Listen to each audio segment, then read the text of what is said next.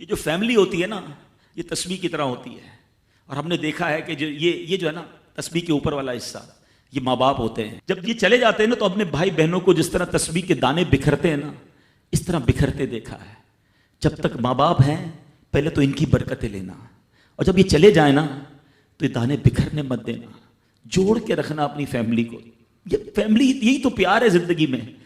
تھوڑے سے پیسوں کے لیے بھائی بہن لڑتے ہیں، جائیداد کے لیے بھائی بہن لڑتے ہیں، تھوڑے کاروبار کے لیے لڑتے ہیں. ارے قربان کر دو، کوئی بات نہیں، بھائی کو تھوڑا زیادہ چلا جائے، بہن کے میری بہن کے گھر میں ہی جا رہا ہے نا، یہ تیرا ہے، یہ میرا ہے، نہ کیا کرے.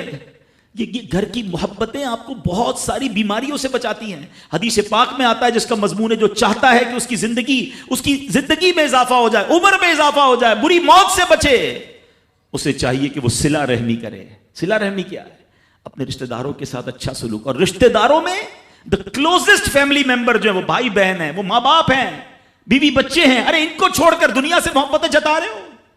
نہیں میرے پیارے اسلامی بھائیوں. تو اپنی بچیوں کے ساتھ اور اپنی بہنوں کے ساتھ بالخصوص اچھا سلوک کرنا. خوش نصیب ہے وہ بھائی جو بہنوں کا مان ہے، خوش نصیب ہے وہ جو والد جو اپنی بچیوں کے ساتھ اچھا برتاؤ کرتا ہے. بہنوں کی دعائیں بھائی کو بہت اوپر لے جاتی ہیں. خوش نصیب ہے وہ بھائی. اچھا ہمارے ایک اور نظام پتہ ہے کیا ہے کہ جب تک ماں باپ کے ساتھ رہ رہے ہیں تو چلے بھائی بہنوں میں پیار ہے. اب بھائی بہنوں میں شادی ہو گئی، سب کی شادیاں ہو گئیں اور ماں باپ چلے گئے، تو اب نارملی لوگ اپنی بہنوں کو اگنور کرتے ہیں. اب یار میں تو اپنی بیوی کو دیکھوں گا، اپنے بچوں کو دیکھوں گا، اپنی کمائی کو دیکھوں گا. نہیں، اب بھائی کا کام ہے کہ وہ والد کا کردار ادا کرے. بہنوں کو یہ احساس دلائے کہ تمہارے ماں باپ چلے گئے ہیں مگر تمہارے بھائی زندہ ہیں، ہر مشکل میں تمہارے بھائی تمہارے ساتھ کھڑے ہوں گے.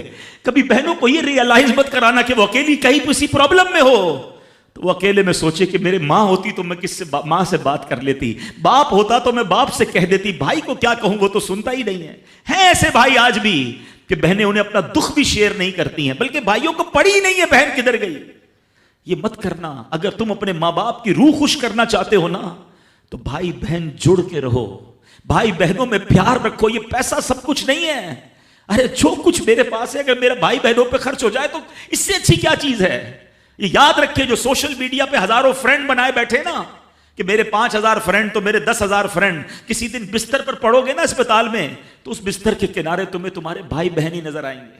وہ سوشل میڈیا والا تمہارا جو سارے دن چیٹنگ جس کے ساتھ واٹس ایپ پہ لگے ہوئے ہو نا گروپ میں، کوئی نظر نہیں آئے گا. جب تمہارے گھر میں کوئی بچے کا پرابلم ہوگا، آدھی رات کو اگر تمہارے گھر کوئی آ کے تمہیں دلاسا دے گا تو تمہارے بھائی بہن ہوں گے. بہنوں کو حقیر نہ سمجھنا، یہ ان لوگوں کے لیے بھی درس ہے. اسلام جب نہیں آیا تھا نا تو بہنوں کے حقوق نہیں تھے، ان کو کوئی ورثے میں حق نہیں دیتا تھا، بہنوں کی شادیاں نہیں کرواتے تھے. مگر آج بھی کچھ قبائل سنا ہے ایسے ہیں، آج بھی بدبخت کچھ لوگ ایسے ہیں جو بہنوں کے حق دبا لیتے ہیں. ارے بہنیں تو غم گسار ہوتی ہیں، بہنیں تو بھائیوں کا مان ہوتی ہیں. ارے بہنیں ہوتی ہیں تو گھر میں رونق ہوتی ہے. ارے بہنوں کو عزت دیا کرو، بہنوں کو پیار دیا کرو. اللہ کے حبیب فرماتے ہیں ایسا بھی ہوا کہ کچھ لوگوں کی ماں باپ جلدی چلے گئے، اب بھائی پر بہنوں کا بوجھ ہے. ایک صحابی کے بارے میں آتا ہے ان کی 6 یا 7 بہنیں تھیں اور سبحان اللہ وہ اپنی بہنوں کو انہوں نے پالا، اپنی بہنوں کو باپ بن کر پالا. ان کے بالوں میں کنگھی بھی کرتے تھے. اور جب بہنوں کی شادیاں ہو گئیں، بہنیں بڑی ہو گئیں، اپنی شادی تاخیر سے کی اور شادی بھی کسی بیوہ سے کی.